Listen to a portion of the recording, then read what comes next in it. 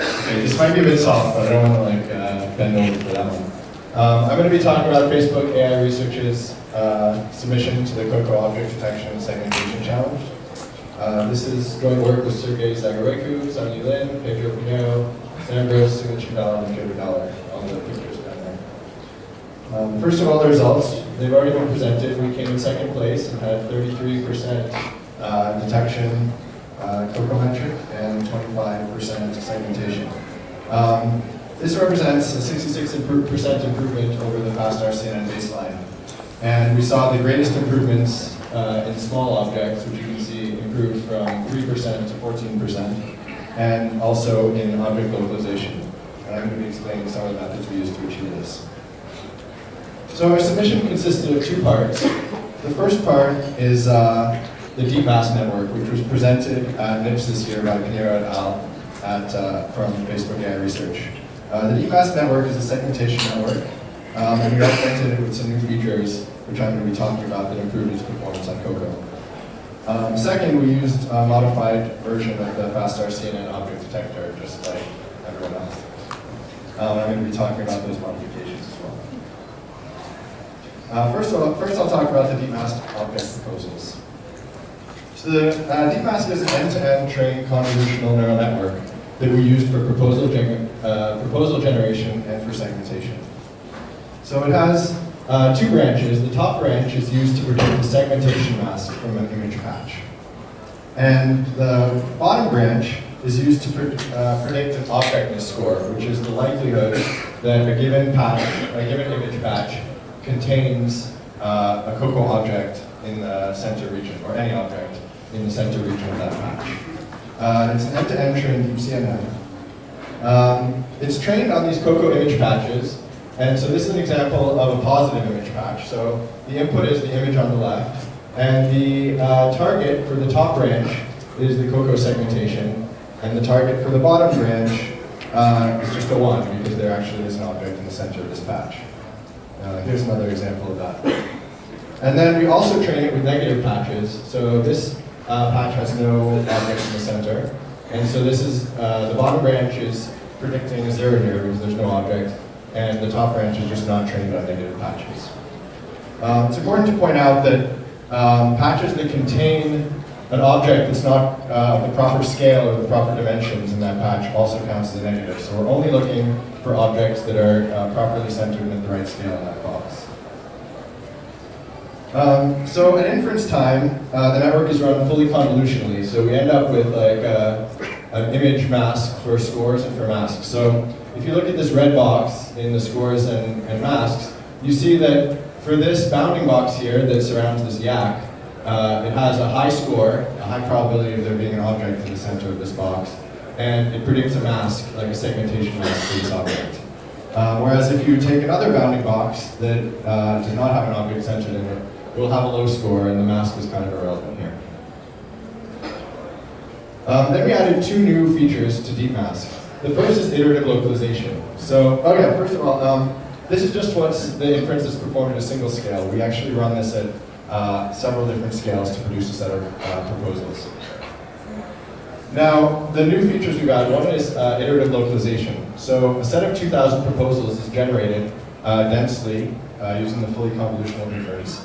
And then each of these proposals, a segmentation mask is produced and used to construct a new bounding box over which deep mask is again run on that image patch. And this gives a better localized bounding box, which improves our AP score by 1 point. The second thing we add is top-down refinement. So in the initial implementation of deep mask, the features from the BGG network trunk were used to predict the full mask. But here, we do top-down refinement. So there's first a bottom-up pass where we get a lower resolution features that are the most semantically meaningful. And then there's a bottom-up pass. The bottom-up pass is the same, but now we do a top-down pass where we upsample features from the top-down pass and concatenate them with features from the bottom-up pass and then apply another convolution. So there's this iterative refinement step at each stage of the upward pass that now produces more and more refined masks. So at the end, we end up with a fully refined 224 by 224 mask for this object. This just shows the average recall as a function of the number of proposals, and all we want to show here is that deep mask, our improved deep mask, provides better average recall than non-convolutional neural net-based approaches. As has been talked about a lot at this conference, there was also faster RCNN, which proposed region proposal networks, and while these aren't used for segmentation, we expect that the performance of RPMs would be quite similar to deep mask for bounding box proposal generation. Here are some examples of some deep mask proposals. Now I'm going to talk about the classification framework we used. So, Sean just talked about this. I'm not going to bore you again with another description of fast RCNN, but this is, we start with the basic fast RCNN framework. And then the first thing what we do is we add a foveal structure, which is inspired by the work of Jadaris and Komodakis that was presented at ICCB this year. In the original work, they provide 10 different regions comprising different parts of the image patch, as well as some larger context regions. But we find that we get the same performance just using 3 context regions in a foveal architecture. So we have the original box, and then 2 boxes that contain a larger amount of context around the object. And what's nice about using only 3 regions for the classifier and a single region for bounding box regression is that instead of having to train each of these regions separately, we can run this whole network end-to-end during training. And we can run this using a mixed data parallel model parallel architecture on 4 GPUs end-to-end. And this gives us 2% increase, which, Jitendra, turns out he's right, that adding context for everyone seems to give 2%. Hopefully we can do a bit better than these, but that's what we found as well. And then similar to Sean's work, we also added skip connections between the earlier comp layers and the different foveal regions. And we found this gave us only 1 AP, which is I think less than we provided for Sean, and it's probably because we already started with much better localized proposals from DMASC. And then finally, we modified the classifier to better discriminate between well and poorly localized proposals. So in the original fast RCNN architecture, it's trained to classify whether a bounding box has more than 0.5 IOU overlap with the object. And in COCO, you're supposed to be localizing the objects better than 0.5. So we tried increasing this threshold to 0.6 or 0.7, and what we found was that while it improved the performance of high IOU, it actually made the performance worse at low IOU.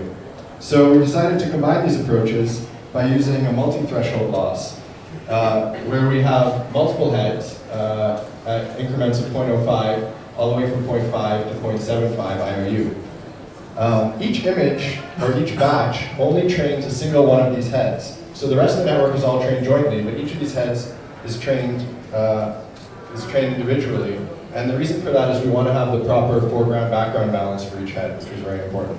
And we don't go above 0.75 because we just don't have enough positive proposals above 0.75 overlap. So this gave us an additional 1.5 AP by improved localization sensitivity. The way we trained this network, we had 2 different strategies. One is that we used, it took 4 days of training on 4 Maxwell GPUs, and this was using the new Big Sur architecture, which we just open sourced a few days ago at NIPS. So that was with Maxwell GPUs. And on the previous generation of Kepler GPUs, we were able to train it in 2.5 days using 8 machines of 4 GPUs with elastic averaging SGD, which was published in NIPS this year.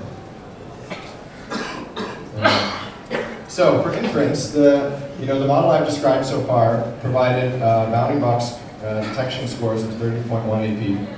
Then we added to this, horizontal flips to the inference, and that gave us an additional 1 point. We did a sort of multi-crop thing during the Roy pooling, which will be described in our paper. It gives us 1 further point.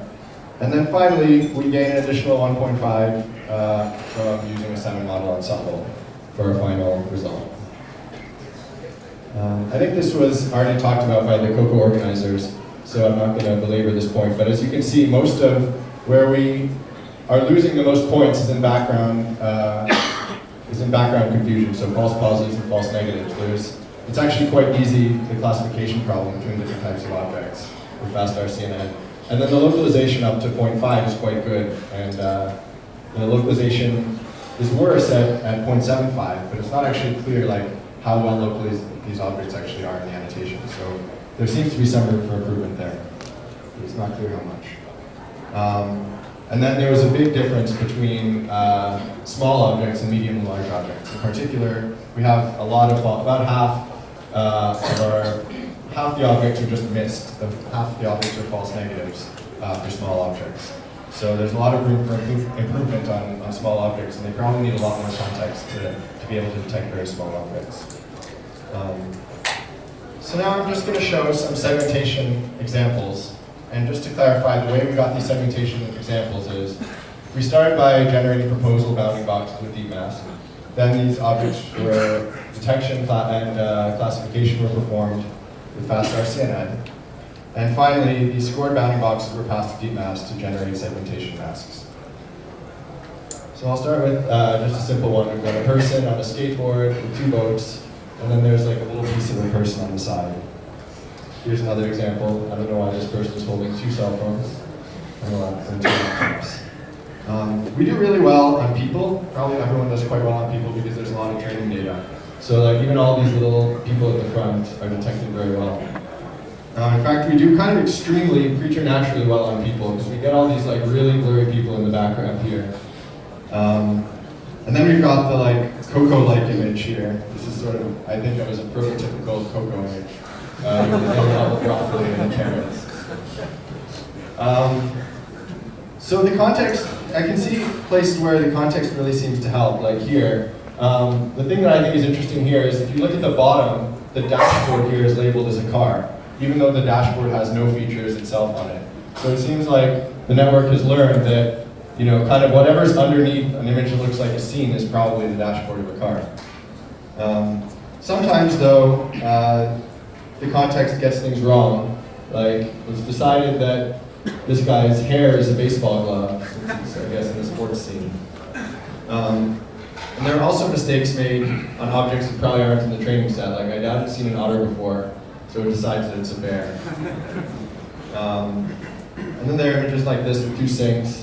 But if you start asking for more detections, it decides that light is a mouse, which is kind of reasonable in these refrigerators. But I think that the one thing that's really interesting to talk about, and the COCO organizers looked at as well, is this instance segmentation problem, which, as the COCO organizers pointed out, is harder than semantic segmentation, where all these sheep would be just labeled as one object.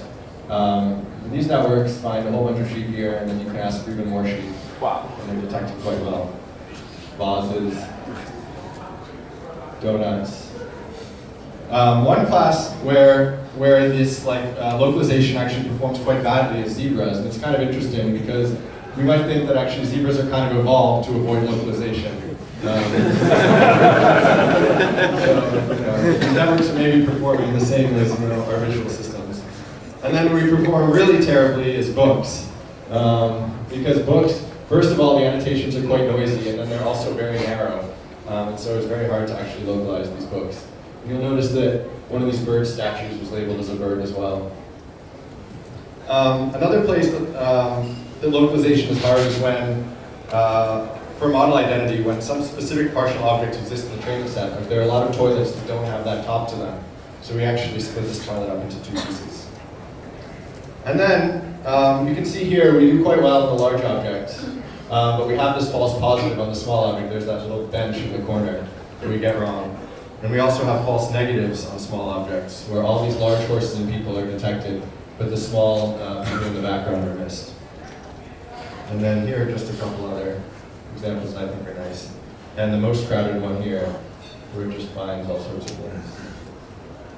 So for future directions, I think it's clear that there's the most room for improvement for background confusion and for small objects. And I think, as Jitendra said, I think there's more work to be done in finding a more effective use of context in these images. And I think COCO is a great data set for that. And finally, we'd also like to work on fast and proposal-free detection. Any questions?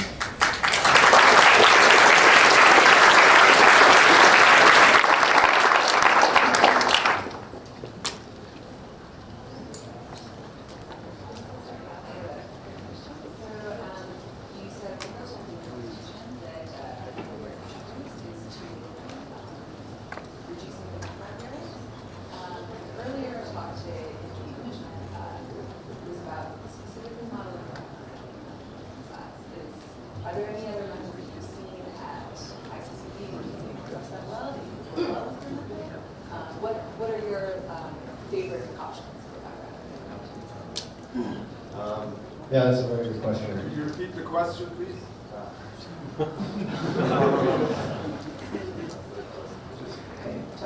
I was asking him if he had read, what he had seen at CCV that he thinks would do a good job at background error identification or helping them with background errors, if he thought that the fair CNN method would work well with any other methods that he's seen here. Yeah, well, this is not, it's a hard question for me because I was doing yesterday, so I haven't seen that. But I think modeling the background is is one good option, and I think context. I mean, just looking at these things visually, there are two problems with background. I think one is that the search space is like kind of for modeling small objects.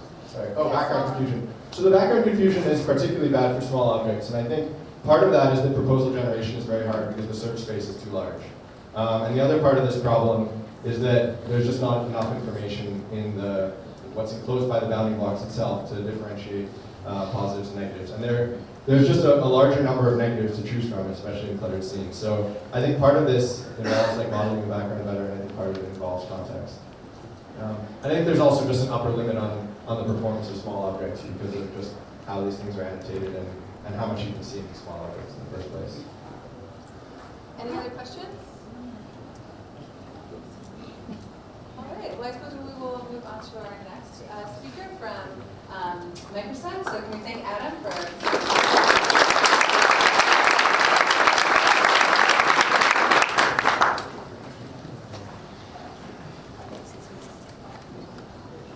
So while time brings us up, this is our first place in both segmentation and the detection challenge from Microsoft Research Asia.